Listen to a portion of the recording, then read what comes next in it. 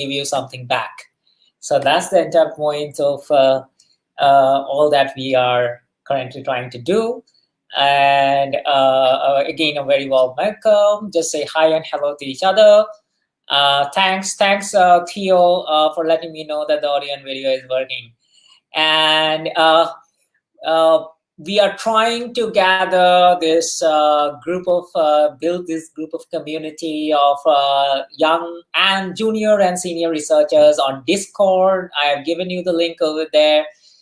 The idea over there is to help each other out on all sorts of different topics of research, specific topics about specific research, but at the same time, in general, how to do literature survey, how to write a paper, how to write a thesis, how to write a research proposal, and so on and so forth, right? How to write a grant proposal. So we want to discuss all those things with you, and at the same time we try to find useful materials for you, which we share. And the materials can be in the format of blogs or articles, or also in the format of videos like video lectures and so on and so forth. We also do share important software, other kind of software, not just Rax, which might be very useful to you. And we would be very happy to help you out in how to use those software also. And but it's not just us. We are just trying to build the platform, but it's all of you who would be helping each other out to seniors guiding juniors and telling them what are the things that the junior should not do, which they have learned through their own experience. So as seniors, you guys should always try to make sure that your juniors do not make the same mistakes that you did or we did, right? So that is the entire point of giving back.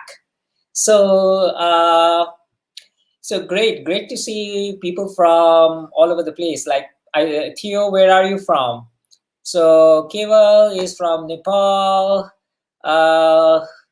I see Iqbal from Bangladesh, Dhaka. Wow, fantastic. I hope everybody is all very safe and healthy everywhere. I see Joe Jose from Lima, Peru. Wow. And I see Muhammad Saad. I don't know, Muhammad, where are you from? What's your research interest? Would love to know that. Vidya, we know Vidya. Vidya is kind of a regular visitor, sort of very regular member of the club. So we are forming a club. So bring your students, bring your colleagues, bring your friends onto Discord. That's the idea, where we are trying to build a community and help each other out. So please do bring them, let them know about what we are trying to do here. And also, if they have the time, then please bring them onto Discord, on YouTube Live as well, so that they might be helpful. Or even let's say that many times, you don't have the time aligned properly, so you can always watch it later as well. So do share the videos. By the way, let me just to make sure that everybody knows our YouTube channel. So I'm just putting the YouTube channel over here so that people know. You can subscribe over there. We keep uploading lots of different types of videos, and you can watch them later on, on your own time. And if you have any questions about that, or even let's say that you are thinking about using Rax, or you're already using Rax and you're having some issues with while using Rax, or you want suggestions, just let us know. And the ultimate goal, as far as Rax is concerned, the ultimate goal is to make Rax the Jarvis for researchers. That's the ultimate goal. For those people who haven't watched Iron Man, just go watch Iron Man, and then you will know what Jarvis is. For those people who have watched Iron Man, you already know what Jarvis is. This is what we are trying to make. So this is just a baby step that we have taken when it comes to Rax. And let's see. So we want ideas from you guys to tell us how Jarvis should look like when it comes to Jarvis for a researcher. So just keep giving all your crazy ideas, and we will figure out how we can actually make them, So that's the exciting thing. Okay, so we are 3 more minutes to go. So let me just figure out. I've given a question for all of you. I don't know how many people have answered. So I have written a question. Ever written a survey paper or a review paper? You can see it on the questions and answers. You can just start answering over there. So I just want to know, how many of you are actually, so hello, Siti. Great to see you. Just let us know what you are working on and what's your research area. The types of people that we can try to write, is a review paper, is a conceptual paper. Yeah, definitely. So we have already discussed quite a lot about how to write a paper, and you can find those videos on YouTube. You can go to the YouTube link that I shared, Siti. I don't know whether I'm pronouncing your name properly, so just help me in that. So if I'm pronouncing it wrongly, please don't mind. And then you can watch those videos definitely. And I will also today, let me see if I can categorize that a little bit and try to tell you guys, all of you. Today I'm going to talk about one specific type of paper. Last week I talked about another type of paper. So these two types are quite related to each other, review and survey. And previous to survey paper, all the videos were all about original contribution paper, where you have to make an original significant contribution. And then we will also talk about other types of paper. There are also other kind of papers as well, like conceptual paper or position paper and so on and so forth, definitely. So we'll talk about that. So okay, so let's go live. And I like, by the way, Siti, I really like the question, and I put a vote for you on that question. So okay, so let me see, how do I share my screen?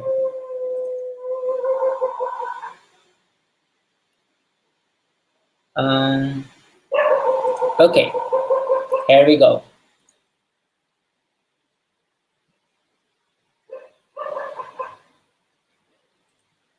Just let me know, and for those people who are, I hope I am live on YouTube as well.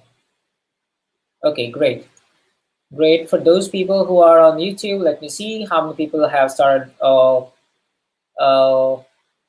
coming on YouTube as well. So a very warm welcome to all of you who are watching us on YouTube. And so let's start.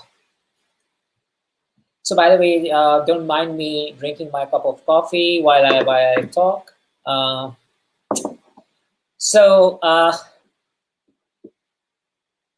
And then there are some dogs downstairs who might start barking sometimes, so don't mind that as well.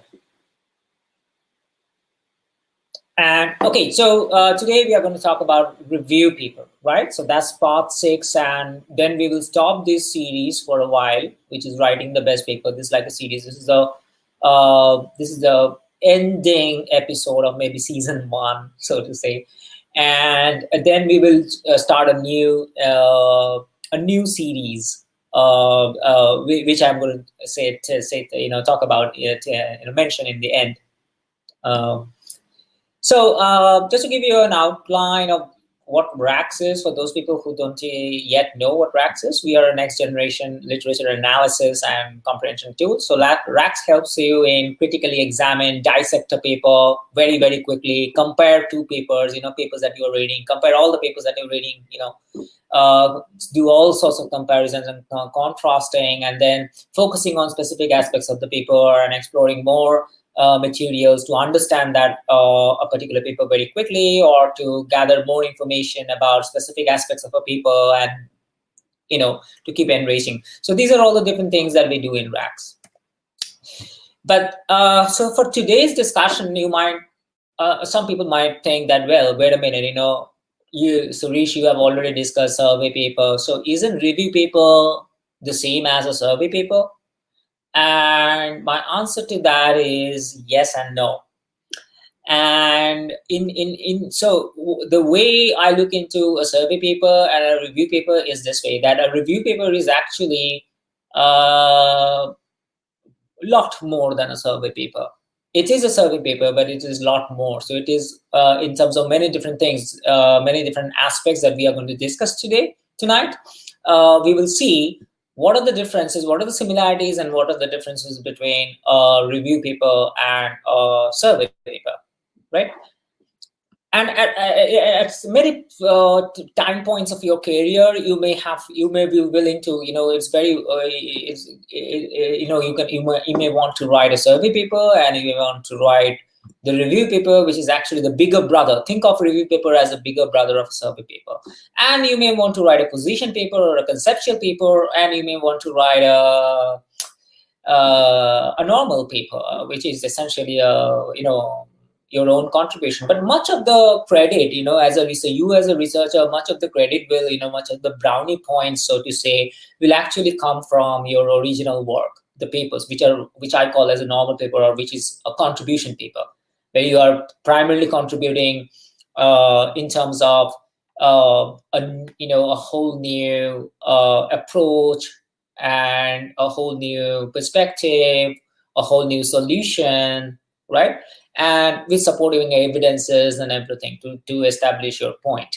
So that's always going to be the most important thing to be done while you are a PhD student, or even when you are a researcher, not just a PhD student, for any kind of researcher who is into publication, right? Okay. So there are two types of review paper. The first kind of review paper is actually the bigger brother of a survey paper, right? And for those people who have not attended the last week's session on survey paper, you can later on, don't do it now, later on you can go to our YouTube channel and you can watch that video. You can also watch it on Crowdcast. So the first kind, the bigger brother is essentially a critical analysis, and this is where it is different than the younger brother. So this word, critical analysis. So it's actually a critical analysis of the key and contemporary papers. So you must not only pick up the contemporary papers, but you also need to make sure that you pick up the key papers, the most important ones, right? And then those papers, and it has further, you can see that there are further flavors of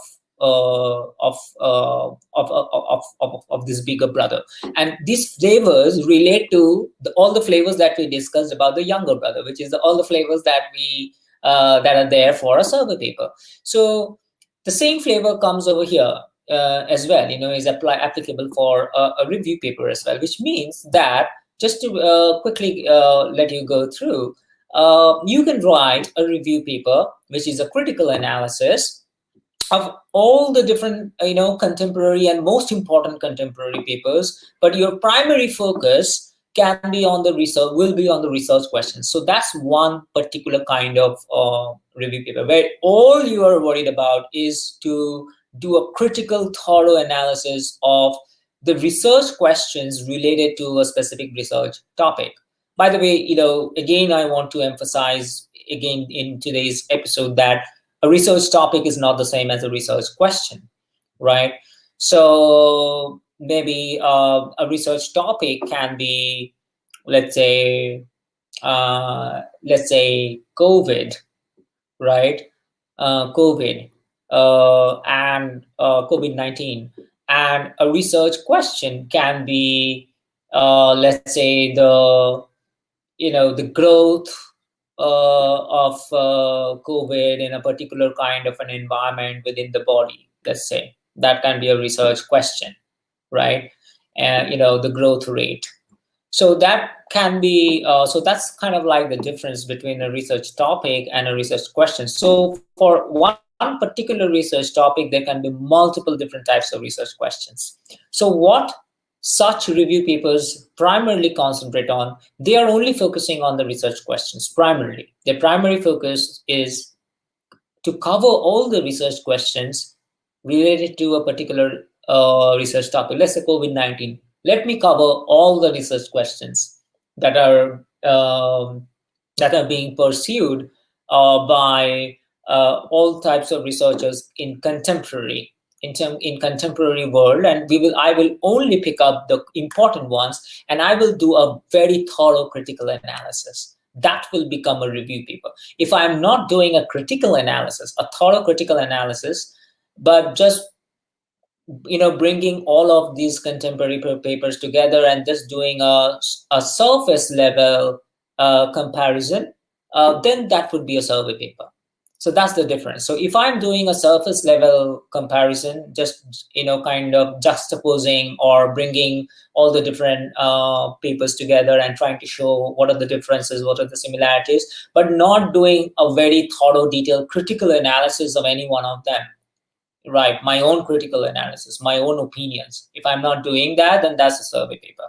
But if I'm also doing that, then that survey paper becomes a review paper, right? In a similar manner, the concentration can also be on the approaches to a specific research question, like how the research question is getting addressed, right? And the total focus can be over there, or the total focus can be on the evaluation method, which means that how the results or the findings are coming out, and how do we interpret those findings or the results, and how do we set up the experiment, which will help us to get to the findings of the results, and then how do we establish the claim, right, with the use of the whatever we interpret out of those results. So that would be the key focus of those. And if I am doing a critical analysis, always remember that if there is a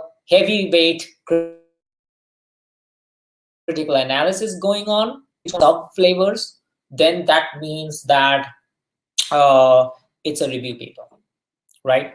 So if you want to write a review paper, what it would mean is that you have to do real thorough critical analysis. And since you cannot do critical analysis on hundreds of papers or 50 paper, that's why it's very important that you pick up only the most important ones out of all the contemporary papers. So you have to choose the most important ones, the most important ones. And I will tell you how you might want to choose the most important ones. And probably at this stage, you might also use racks to do that, right?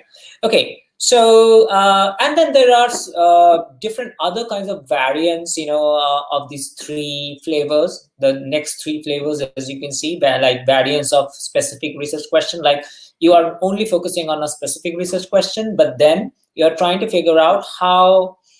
So you're fixing the research question. So the research question doesn't change, but then you're trying to figure out how everybody has formulated these research questions. How, like, if you think of it, it's like this: that if you think of a very lame analogy, would be like, imagine that there's a specific research question is like ice cream, and now you're figuring out what are the flavors of ice cream, like vanilla or strawberry or chocolate or so on and so forth. To give you a very specific example, so I gave the same example in my last episode, like sentiment analysis, which is trying to figure out whether, uh, let's say on Twitter, and we are trying to figure out all the tweets that you find on Twitter, whether that is positive sentiment or negative sentiment or neutral sentiment, and so on and so forth. Well, let's say that's a specific research question. So variants would be like sentiment analysis on Facebook, sentiment analysis on LinkedIn, sentiment analysis, or let's say Amazon reviews, sentiment analysis on Netflix reviews, Spotify reviews, and so on and so forth, right? So these are all the different variants of the same research question, which is sentiment analysis. In a similar way, you can also study the variations of a specific research approach. So you fix the research approach, and then you try to figure out all the different variations of that approach. Like, let's say that I fix deep learning as the approach for sentiment analysis, and then I try to study all the different variants of deep learning techniques, as part of my my survey. And then what I do for every such study, I'm also doing a critical analysis. I'm doing a very heavyweight, putting my own opinions and dissecting each one of these approaches and bringing my own study, my own opinion into the picture. And that is something that is very valuable. And that is why you see a review paper is valued way more than a survey paper, a general survey paper, where I am not really criticizing it very thoroughly, where my own critical analysis is not there in a survey. That's what I mean by survey papers, right? By the way, guys, if you have any questions while I'm going through all of this, then please do put it on the chat, and I will be. I'm on both the Crowdcast chat as well as the YouTube chat. So anywhere where you wish to put your questions, I'll be, in between. I'll be looking into your questions and I will be answering them. So keep posting your questions, don't hold back, right? So, and a good thing is that when you put questions, maybe somebody else might have the answer. So a lot of times I may not have to, or maybe I don't have the answer, but somebody else have the answer. So please keep putting your questions. So similarly, variants of research evaluation can be, different variations of the specific research evaluation. That itself can be a study, and you might want to critically analyze it and critically criticize it, so to say, or critically study it. So that's one kind of review paper. And as you can see, such review papers, why I call it the bigger brother, because it's actually an extension, a detailed extension from a depth point of view, an extension, not from a breadth point of view, in the sense like a review paper doesn't have more surveys or more papers included. It's actually, it might be the opposite. For a very good review paper, you actually have very selected contemporary papers, and then you dig deeper in each one of those papers, and you try to compare and contrast with your own critical opinion about them, right? And you have to justify your opinion. You can't say that this is good and this is bad. You have to have very thorough justification. And I will show you today how to even do that, how to do the critical analysis, and what are the questions that you need to have while you do the critical analysis, and then you can so that you can actually write a really, really good review paper, right? The second kind of review paper, which many people forget that they exist, is where you are picking up one paper, let's say written by somebody, a very seminal paper or a very breakthrough paper, right? And you are trying to critically analyze it. One paper, just one single paper, and you are writing a review on that. You're writing a very, very thorough critical examination of assessment of that paper. Only one single paper, and they are also review papers.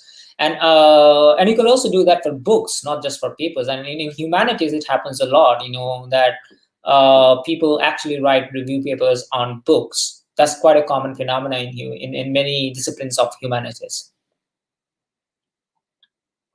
So far we have covered the two different types of papers. Before I walk into what are the signs of a weak review paper and what you should avoid, let me see if there are some questions.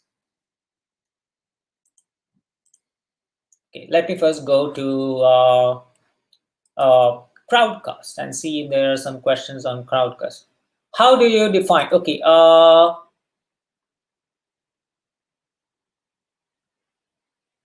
Okay, so I hope I'm audible, because Keval is having some issues. Okay,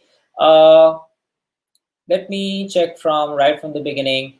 Great, Iqbal, your research interest is structural biology. Wow, that's fantastic. My wife is from that discipline. Interesting. Okay, thanks for audio and video working, and I hope everything is working. Okay, so Kamal Joshi has a question. How to get published in good journal? I tried, but the good journal did not entertain. Okay, all right. So Kamal, I would ask you, or rather request you, to watch my previous videos on how to write a really good paper. So this is a series, and this is the ending right now, the ending episode tonight is the ending episode. So just go and look into the other videos of writing the best paper series. So start from the beginning. Take your time, take your own time, and look into the. I have covered this particular topic in details in each one of those episodes, right?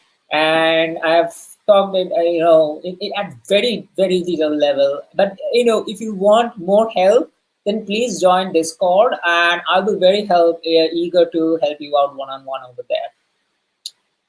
Okay, how would you define contemporary? Okay, so contemporary would mean most recent times, right? And by most recent times, of course, there is no real, I can't say that there is a number that would define that this is contemporary. Why?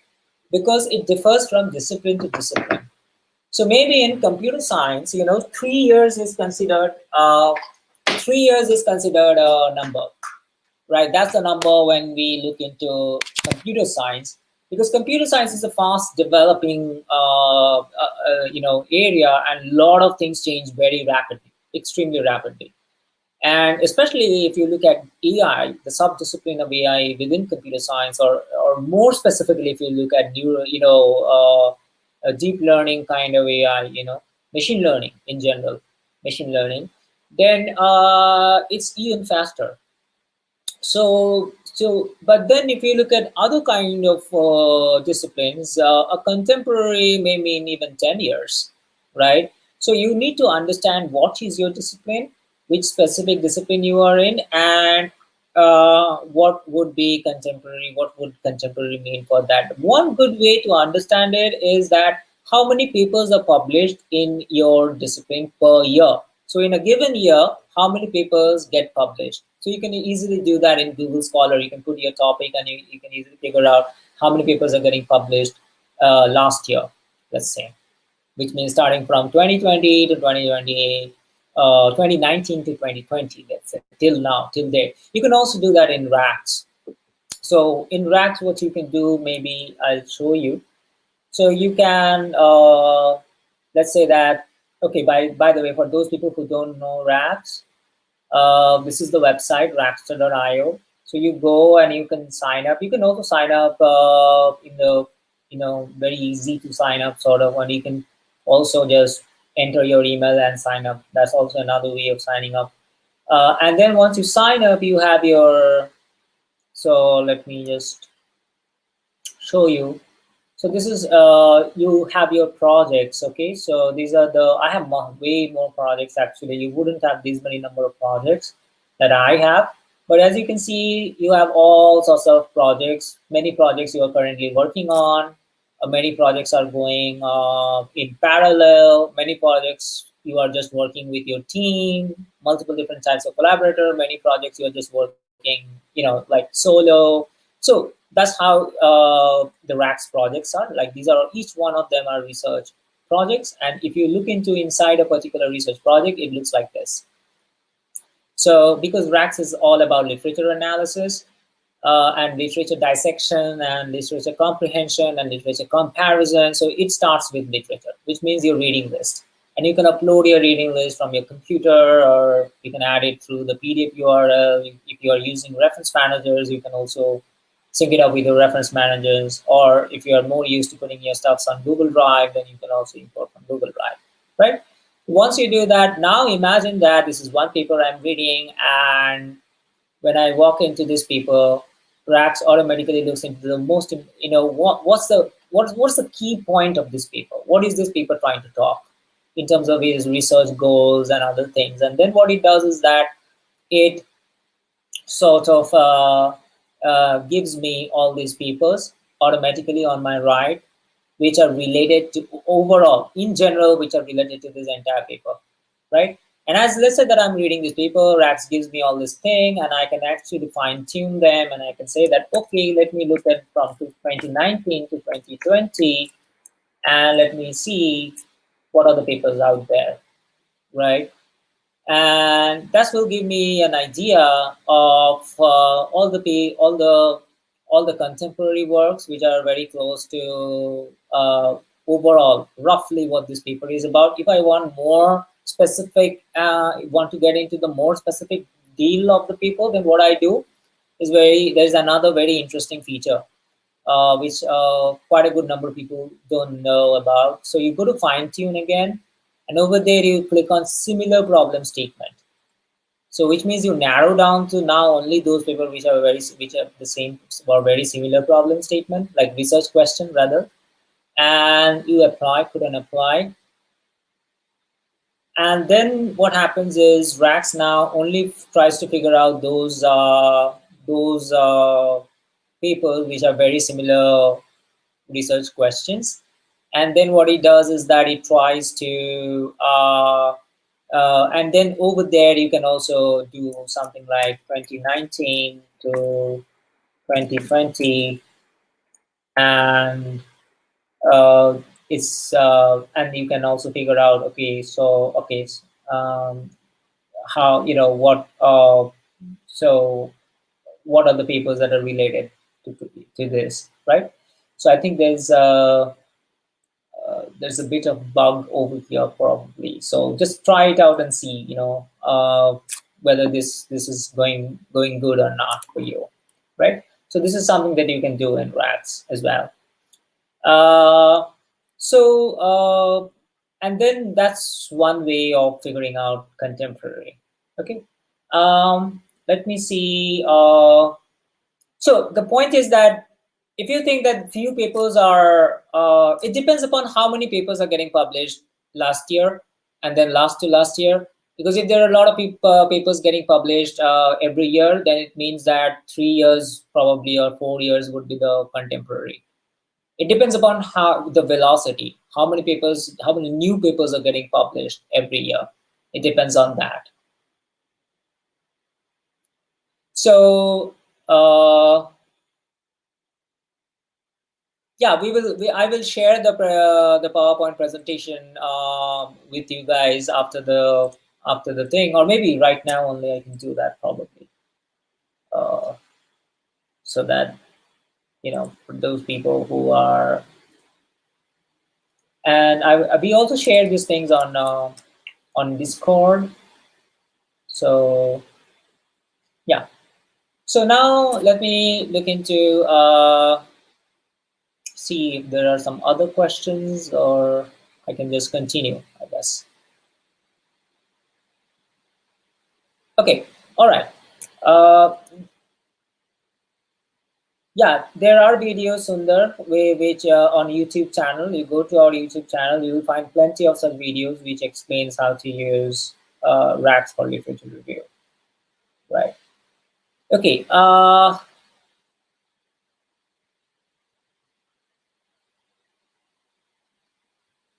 All right. So let's continue.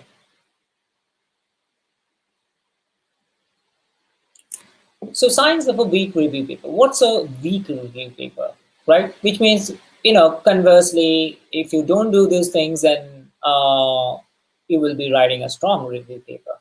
So, so there are some common signs, which is the same as a survey paper.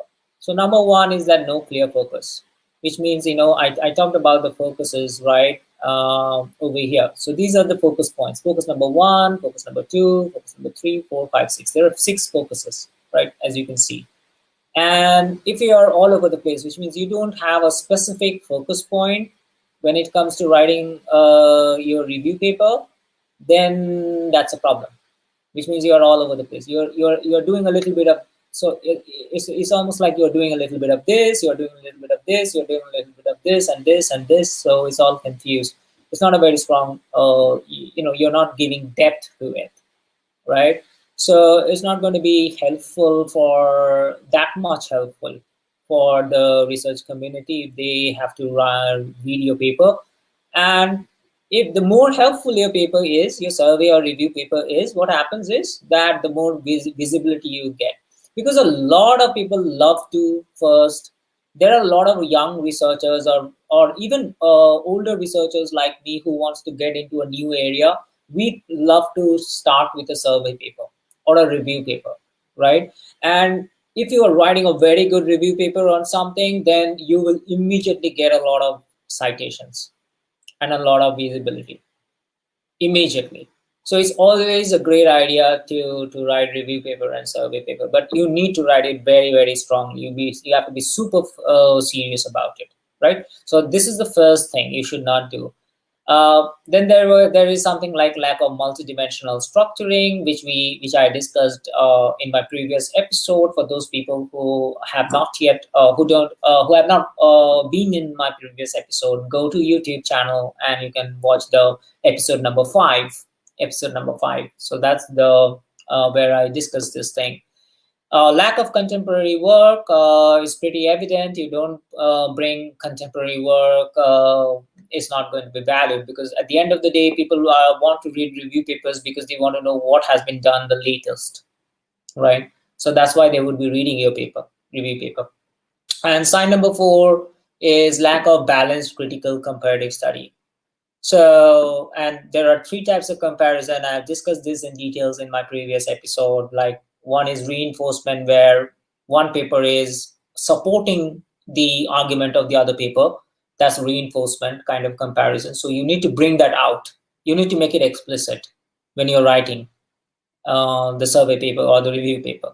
The other kind of comparison is augmentation, where one is trying to extend or build on top of the other person's work, right? Or extending the other person's research question, or extending or building or improving on the other person's approach, right? So that's augmentation or extending, or derivation sort of. And then the third kind of comparison that you have to bring forth, if there is any, which is contradiction, right?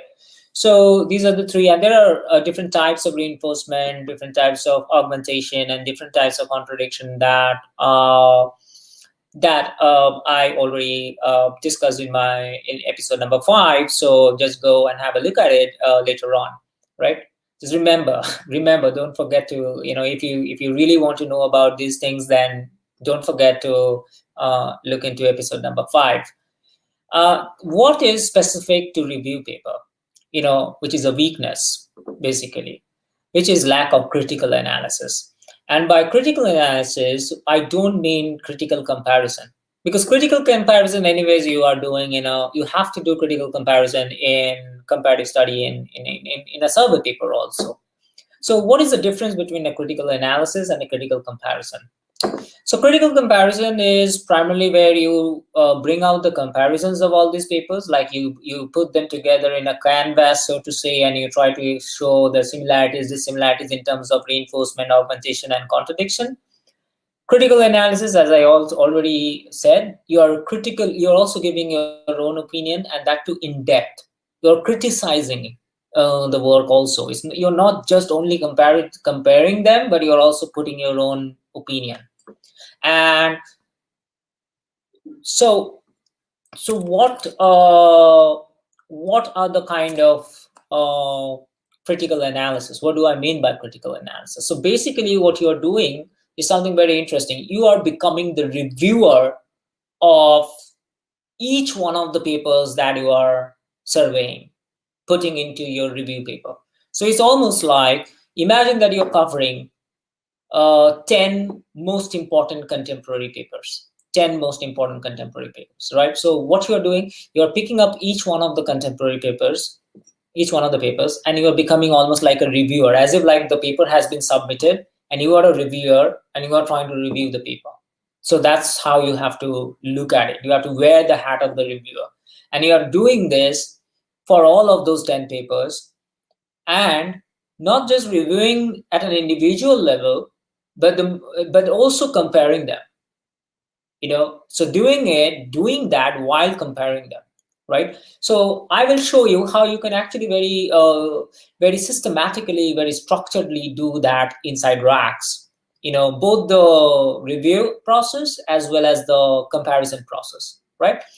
So, but before that, let me take you through, what are the things that you should be asking when you are actually reading each one of those 10 papers which you want to put in your review, right? So the very first question that you should ask, is there any incompleteness in the research question formulation, or the way the research question has been formulated, is there any incompleteness in it?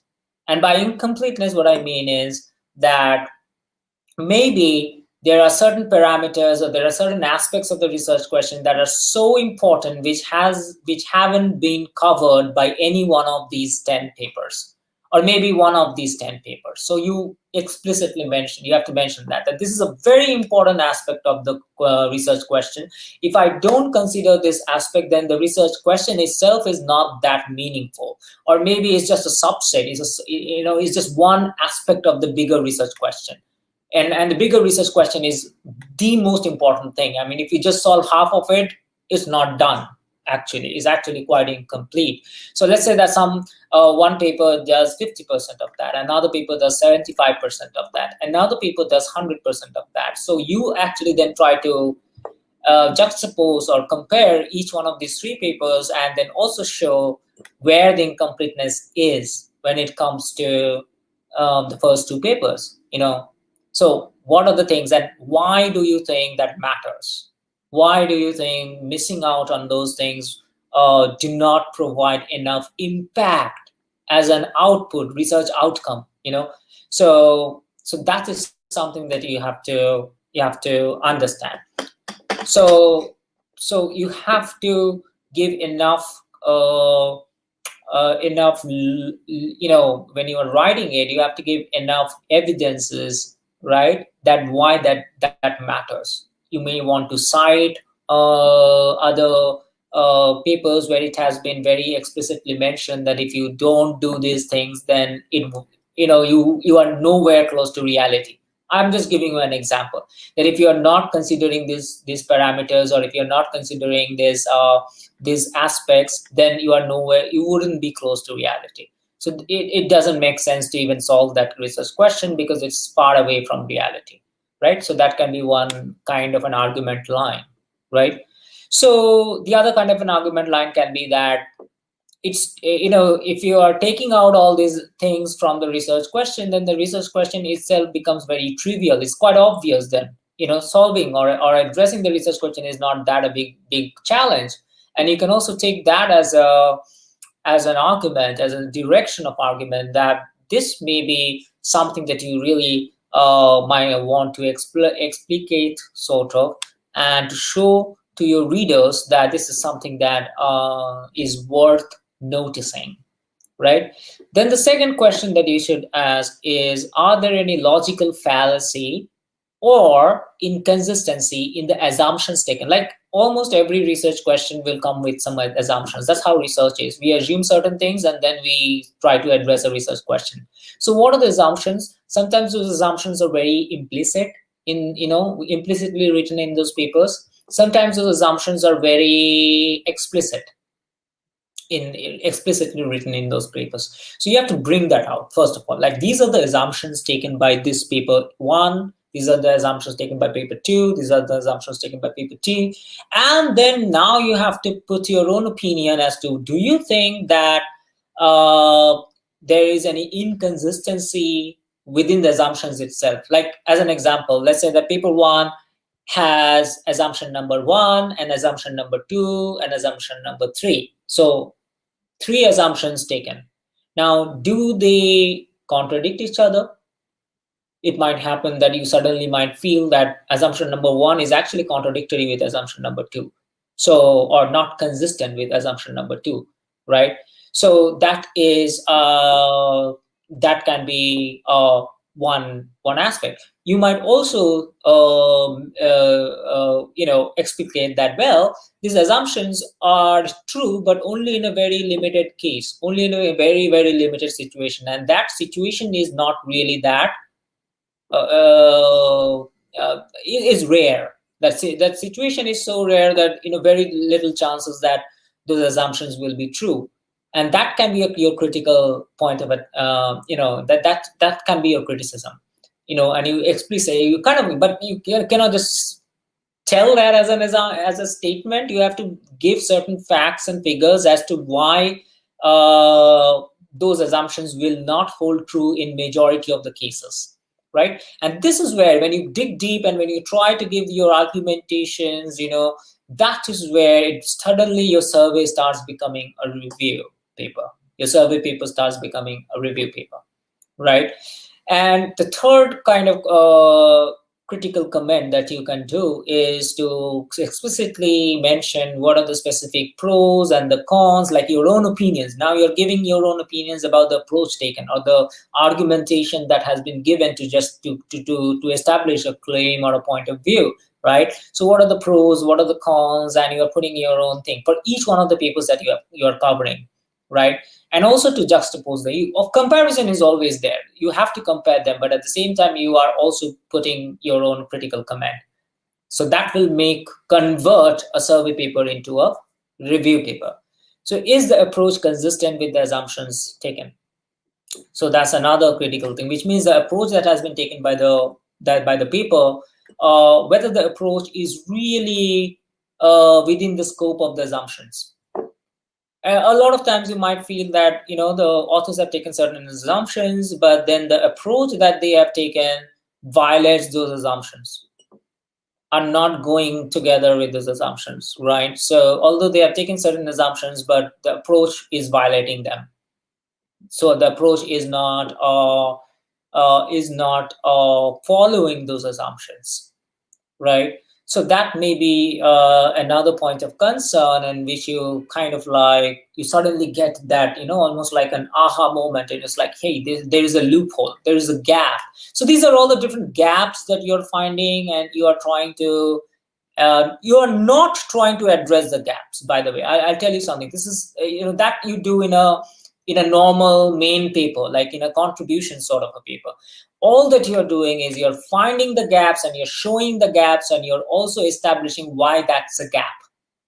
You're trying to convince your reader that why that's a gap, right? So that's all you are doing right now, right?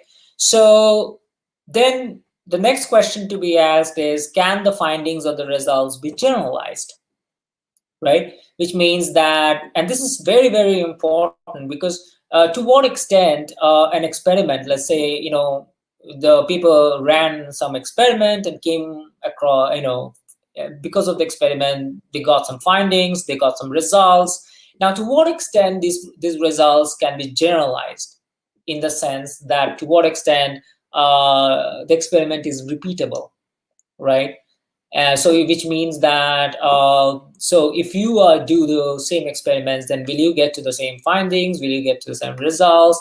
And also, if you do that same experiment, but with a larger scope of the setup or the experimental setup, because every experiment has a controlled environment. So what if you try to take out some of the control variable which are too narrow, and try to do the same experiment without those narrow bindings, then what happens? Can we generalize these results, right? Can we do the same experiment and get to the same conclusions through the findings, right? Or if I get certain results for a very specific sample study, let's say that I got some results through a sample study. Now, can I generalize? To what extent I can generalize that result? Saying that, okay, if it happens for these 20 people, then it will happen for all the population which these 20 people represent, let's say, right? So this is the kind of things that where there can be certain gaps, or certain your own comment or your own thing, and so on. And it's not necessarily that you always have to talk about the gaps. If there is no gap, then also you can say that, I ran this experiment, I reran this experiment, and so on and so forth, and I found this and this and this, which clearly gives a kind of a corroboration that this actually is generalizable. So, and then the next question can be, to what extent do the findings support the claim, the original claim, and to what extent it addresses the research question, the original research question, right? So that's the next question that you need to ask. And if there is a gap, then you should be talking about that while you are doing the review. Are there inconsistencies in the findings? So, let's say that there are 3 figures and 2 tables, And it might very well happen that there are certain things in one figure which is not really going, where with another certain thing in another figure, and it's not really compatible. So one is kind of, so which means that if this happens, then this cannot happen, or if this happens, then this cannot happen, sort of. So it's kind of like looks very inconsistent. And if you see certain things as inconsistent, then you need to explain that, and that becomes a review, right? That becomes a contribution where you are actually not just comparing papers, but you're also giving all these sort of comments, very valuable comments, right? So do you see any limitation in the claim or arguments or approach, right?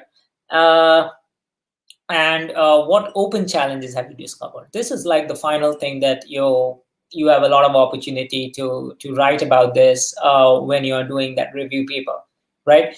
Now, in a survey paper, people don't expect you to do this, and that's why usually a survey paper is, it can be shorter than a review paper. But interestingly, a review paper takes less number of papers into consideration, but goes into the depth, because if you are doing all these things, then you have to go into the depth. While a survey paper takes more number of papers into consideration and goes more into the breadth-wise comparison, right? Which I discussed in my last episode. So, this is sort of like what I mean by critical analysis. And if you are doing all these things, you can't do all these things for 50 papers, right? So you have to pick up your top 10, or something like that, or even top 5 papers and do that. One interesting thing I want to tell you is we also talked about the second type, right? Where it's actually one single paper. You take one single paper or a breakthrough paper or whatever that is, a more very, very key paper, a very important paper, and you try to critically analyze it. In that paper also, the questions remain the same. So these questions remain the same, but over there you're not really comparing anything, because it's just like you're not comparing two papers which you're covering. In that sense, you're not comparing. But of course, you can compare in the sense of you can cite other papers to establish your points over here, right? So while you're establishing your points, you can cite other papers also, right? And that can happen even in the first category also, that while you are trying to establish these points, you bring other papers in your support, right? So, and that is something that what elevates a survey paper to a review paper. Okay, so let's take some questions now at this point, and then I will show you how you can actually do all of this stuff with Rax. Okay.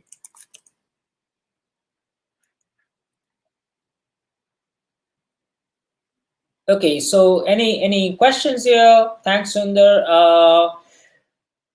Any questions? So keep posting questions. Let me go to YouTube and see if there are questions on YouTube or not.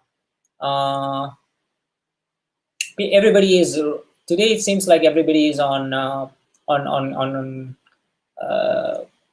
what's this, on Crowdcast. Yeah. So nobody asking question on YouTube Live. Okay, good. So any questions so far? So far, whatever I've covered, especially on critical analysis and or what qualifies a survey paper to become a review paper. And you know why? This is the reason, because you are doing this. This is primarily the reason why a review paper can be considered as a contribution and has a lot more. If you write a review paper and if it gets published in one of the really good journals, it will have a lot more. You will be given a lot more credit for that as compared to writing a survey paper. That's for sure, right? So that's kind of what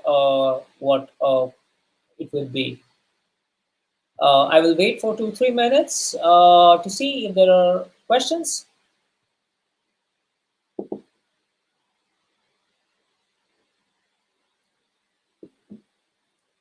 So before I move on to before I wrap things up, I'll now cover, slowly try to cover how you can do all these things inside Rax. I guess there are no questions as of now. But please, if suddenly if a question pops up, just put it up over there, right? Okay. Saurabh. Okay, my name is Sourish. That's the name. Okay, but it's okay. As we go through the papers and annotate, do we get a compilation of the text annotated in a single document? Is it a Rax question or is it a question on today's topic? I'm getting a little confused. As we go through the papers and annotate, do we get a compilation of the text? Uh, do we get a compilation of the text annotated in a single document? I think it's a Rax question, isn't it? So, Sundar, I don't think it's. Oh, okay. The answer is no. We are working on this. This is why I am telling him, guys. Like you guys have to join Discord. There's a particular channel on Discord where you keep throwing your ideas, and this is how exactly Rax can actually become that wow job is. So this is a particular feature that we really want to bring in, as quickly as possible, because there's so many interesting features that everybody keeps telling us, and sometimes it becomes a little bit of a dilemma which one to do first. But this is something that we really want to do. To bring all of your paper annotation and compile them into a nice summary, so to say, and to have one single document where everything is all compiled together. So this is something that uh, we do. If you have any ideas as to how it might look like, so just join Discord and let us know. Or so anybody else who thinks that I put this as a question for other people also, put your votes if you need this. People how many people need this feature? Just put the votes over there, so I can see the questions over here, and I can then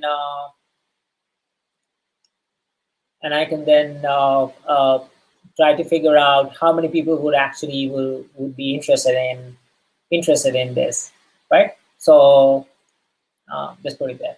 But okay, so I hope there are no more questions on the thing. Or if there are questions, just keep putting on. So I'll now go walk into Rax and show you how you can do, how you can actually write a very structured review paper inside Rax, and at the same time, how we can do all the things which are related to writing, critically analyzing, and writing a structured paper. So let me again walk into the same example. So let's say that these are all the papers that I'm reading. Many of these papers I've already read. Many of the papers I'm currently reading. Many papers I have not. It's pending, right? I've not read yet. So now what I do is I can look into any one paper, let's say, and you see that there is something for every paper over here that I am reading. There is something called critique. So if you click on critique, you'll see that it's pretty much those same questions that I have put over here. The multidimensional critical analysis. So it's pretty much the same questions, as you can see, right? Oops. Yeah. And if you think that depending upon your specific research topic, if you think that there are some other critical questions that you need to ask in order to make it more thorough, then you can keep adding questions. So it's editable. This is editable. So you can keep adding all these questions, and you can reuse this, right? This as like a template, so to say. And then what happens is that, while you're reading the papers, you can keep jotting down in bullet points, short sentences or bullet points. You can keep jotting down these questions, especially if you look at let me just show you, highlight which questions are the ones that are going to be the key questions. Uh, so this one and then this one, right? So these are corresponding to the questions on the PPT. This question, right?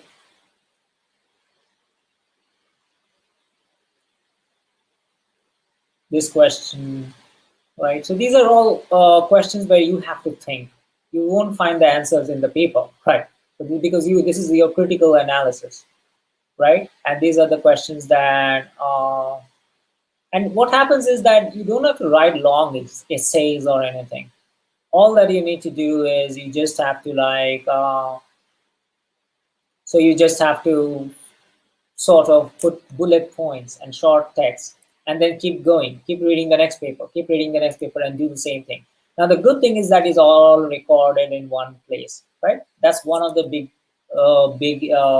thing. You don't forget why, for what purposes. It's all structured, nicely structured in one place. Every paper has its corresponding. You can quickly, open a paper, go to the next tab, and it's all written, when you try to look into it. So let's say that there are 10 papers that you want to review.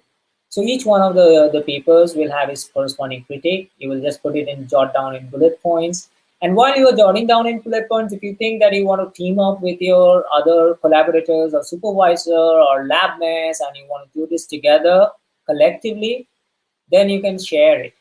Over here, there is a share button, as you can see, and you can share it. And once you share it, then what happens is you can share it with specific people. And once you share it, then what happens is in the team. So over here, you can find the team collaborators for this paper, specifically for this paper.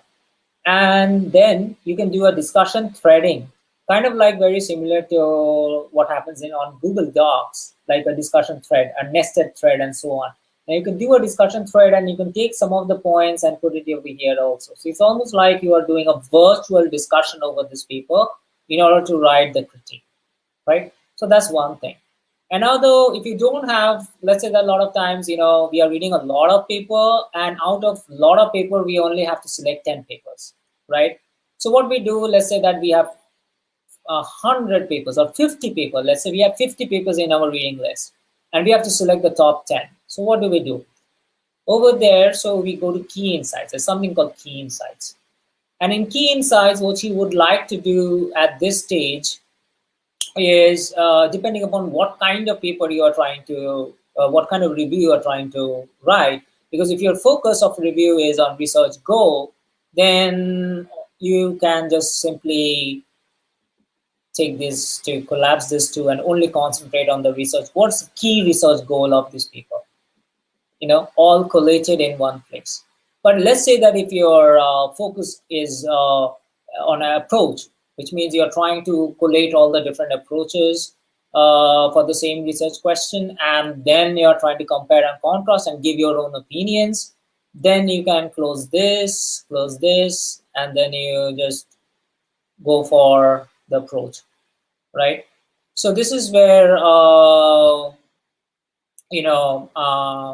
you are sort of like trying to figure out, or maybe if your focus is more on the research outcome, let's say the evaluation, like that's what you want to, then you just focus on that. And let's say you have all these things nicely done. So this is the one of the AI features that we sort of recently launched, where what it does is that it reads the entire paper on your behalf, and then it tries to figure out all these things automatically, and then it collates everything for you into the right bucket or the right dimension of the paper. So this also helps helps you a lot in quickly figuring out what are the different aspects of the paper and what each aspect is all about. And it also helps you in quickly comparing the paper as well, right? So only by looking into the key insights also you can write the critique. You don't have to read all the 50 papers in details, and then you can choose. And if you find some of the key insights to be really good, in sense like, oh yeah, this makes a lot more sense, these are more important, these are more different than each other, because your top 10 papers has to be quite different than each other in terms of what the value that they are bringing, right? If they're just a little bit of variations of each other, then you should not pick those top 10. So your top 10 should be quite multifaceted, quite different than each other. So in that case, you can now, from by looking into this, and then you can decide if you really want to read this paper or not in details, right? So that's another thing. And imagine that you have finally decided that, yeah, this actually, this key insights make sense. Wow, this is something, uh this research outcome is something that is very interesting, very different. So let me read the paper. And now, as you now invest more and you start reading the paper, you start going into all the details, and then you suddenly feel like, hey, are there other papers in my collection that relate to, let's say, a particular approach?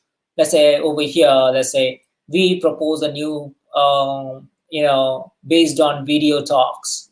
So, and I am kind of not sure, because I have put so many papers in my collection. There's so many papers piling up in my collection. And my collection is not just this project. It has lots of other projects, right? That's how it happens. It proliferates. So what I will do is I select that particular section, which talks about that key contribution. And then I compare, this pops up. This thing will pop up. And then over there, right in the first one is compare from your collection. And I click on it. And what happens, the good thing is that Rax remembers everything for you. So essentially what happens is Rax now brings up all the other papers. There are like 32 papers, and each paper, it also brings up the section that idea-wise is very related to the idea in over here, which is over here, the idea means the approach, right? And that, like over here, you see that this was the talk sum paper, right? As you can see. Now this got matched with this, and this paper is also talking about the talk sum paper. So see, so this paper is discussing about this paper, and but then, while reading this paper, we may completely forget about the details of what this paper is, right? It's very difficult to remember whether this paper really talked about this paper or not, right? But as you can see, it's so easy. I don't have to remember anything really. And then what happens is over here, there is a button called connect. And I can connect this paper. So the moment I connect this paper, this gets connected over here. So now I know the comparing which you need for reviewing becomes so easy. And now you can put some notes, and you can see that, well, this paper is actually augmenting this paper, and the similarity is that it uses X or whatever, the dissimilarity is that it does not use Y, and you can write whatever you want. Click enter, and now that notes gets added to this section. You can put more papers. You can see this paper coming from a different project altogether, as you can see. And again, if you think that this is something that is related in some way or not, maybe this one is related in terms of reinforcement. This is reinforcement kind of a comparison. Like this paper is kind of supporting this argument, sort of like, yeah, this is something which is doable, let's say. And then again, you can put your similarity and so on and so forth, right? And so it's all gets connected with all the papers that you are actually reading, and that's the beauty, right? So you can see from all different projects, this is coming up, right? In the order of whatever is the most related to this section, which you just selected. And then later on, you can go to the connected thing, and you can actually see this, the notes over here. You can make further notes also. So see this note. So this is all there, and by the way, this spelling mistake. Okay. So yeah. So this is where,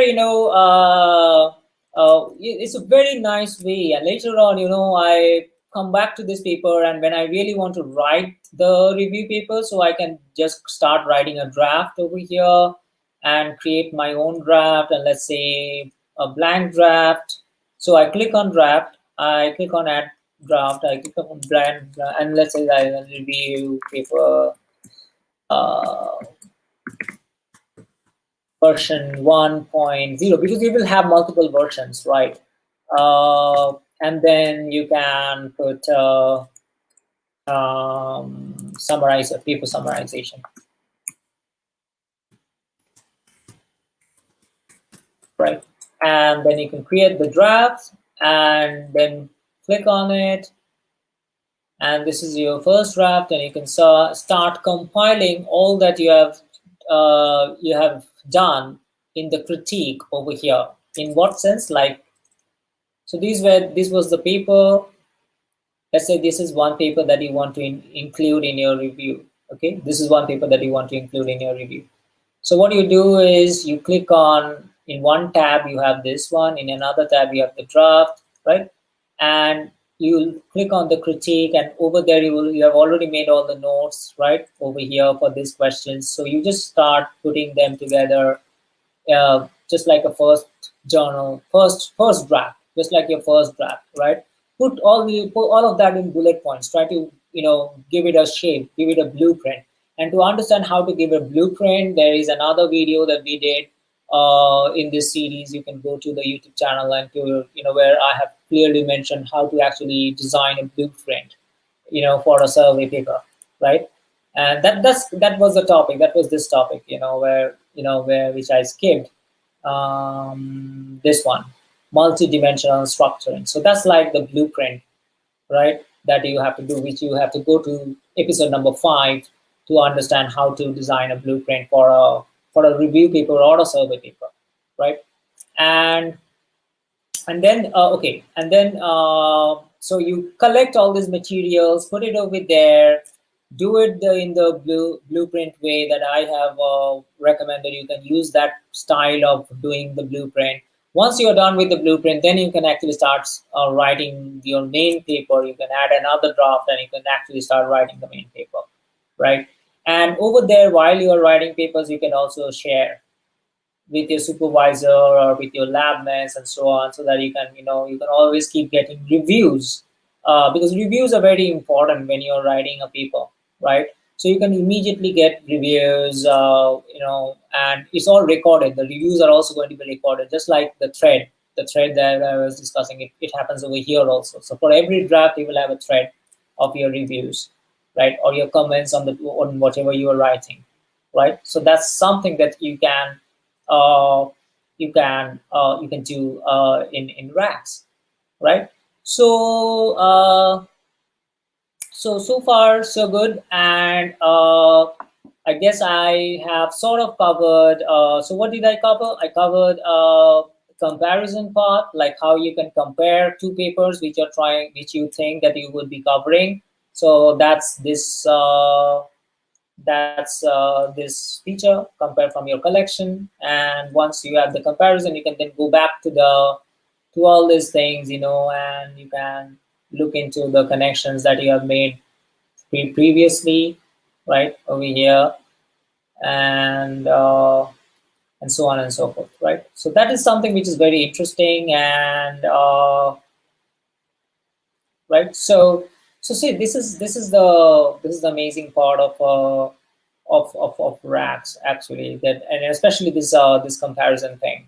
That's what I feel is the most important part, actually, right? So so any questions so far? Let me see quickly if there are some questions.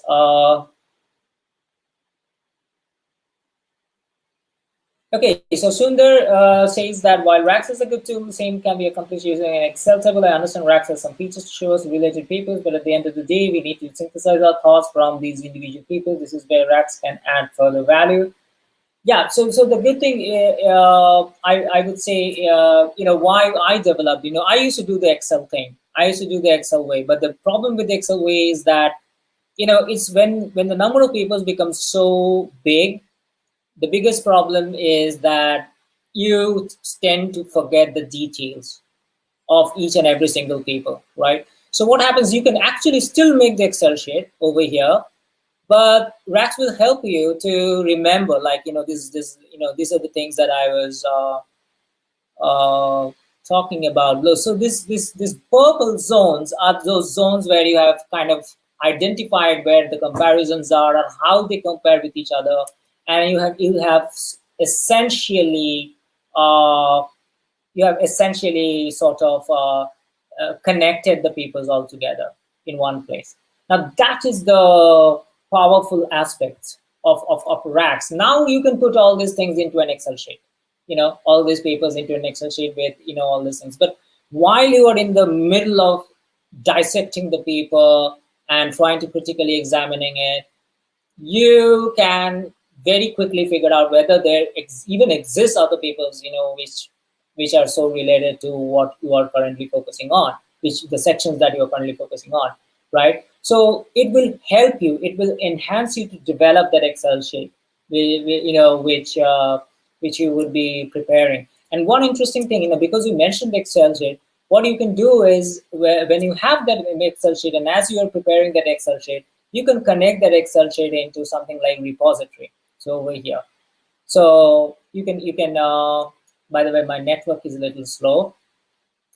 So you can connect the repository Excel sheet, like the link of the Excel sheet, or upload the Excel sheet, or you can put the Excel sheet link over here, you know, and it will just take it up. Or you can put your codes, you can put, all sorts of stuffs over here.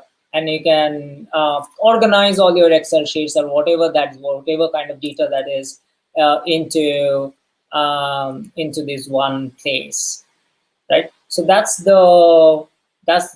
another kind of suggestion that I would give you, that whatever is happening outside Rax, you can also bring that and you can organize that very nicely, over here in repository.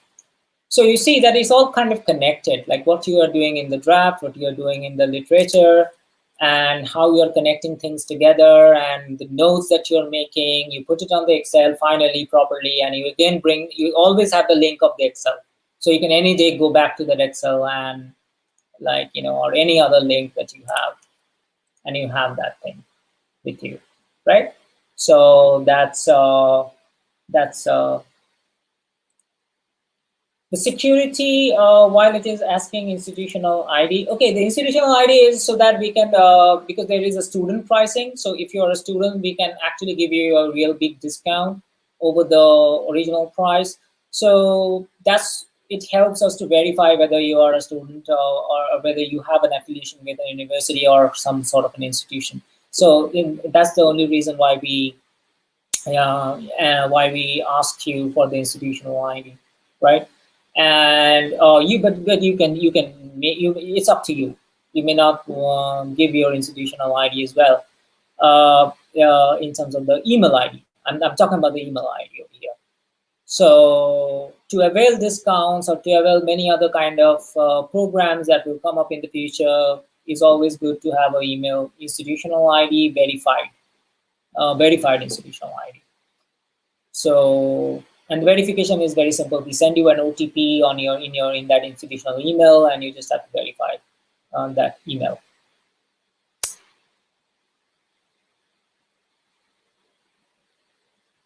So security, if there are any other kind of security questions, you can ask me on Discord. So Discord is a very good platform where you can keep asking me about Rax or any other thing, because it's not just about Rax. Rax is only one aspect of research, right? So there are so many other things that will help you in doing in research, and we are trying hard to make sure that we give as much as possible, not just Rax. Rax is just one way of doing it, right? Okay, so I think it's kind of getting late for many people in the Indian subcontinent. So I would like to wrap it up right now. Let me just have a look if I have uh, other questions. There is Vishal Bhagat on YouTube chat. Sir, I have 3 months and I have to publish a paper. How it can be done? Guide me. Okay. Watch that video on watch all the videos. First we shall watch all the videos on how to write the best paper, right? All of that. That's my first suggestion. and then come on Discord and then have a one-on-one conversation with me. But you first need to watch all of that, right? So I have gone into the details of each and every single thing of how to write a very good paper. And 3 months, you have good amount of time actually. So don't worry. If you follow those things, you will write a very good paper. Okay, all right. So thanks a lot, and stay very safe, and take very good care of yourself and your family. And we will see each other on Saturday, where we have a very, very, very interesting guest who is doing her PhD in Emory University, one of the tier 1 universities in US, and who will be sharing her experience on why one should be going for an internship during your PhD program, and how to balance your internship together with your research. Internships are always a great thing to do when it comes to, after PhD, when it comes to getting a great job or networking and so on and so forth, and also to enrich yourself in terms of your own skill levels. So we will talk about those things. We will have Harshita, who will be joining us on Saturdays with Sourish. Right, till then, bye.